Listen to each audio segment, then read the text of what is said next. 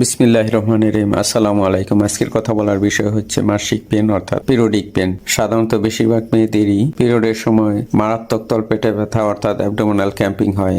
এই সমস্যাটিকে ডিসমেনরিয়া বলে। এটা একটা কমন সমস্যা, মোটামুটি অনেকেরই এই সমস্যা হয়ে থাকে।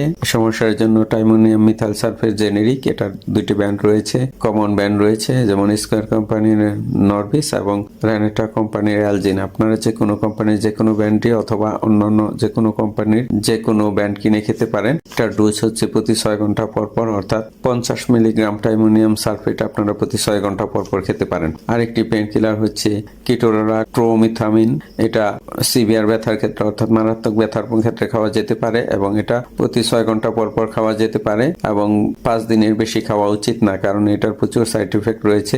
এবং এই পেন কিলার গুলো হচ্ছে অ্যাসিডিক ড্রাগ এবং এই পেন কিলার গুলা খাওয়ার সময় অবশ্যই অ্যান্টি আলসারাল ড্রাগ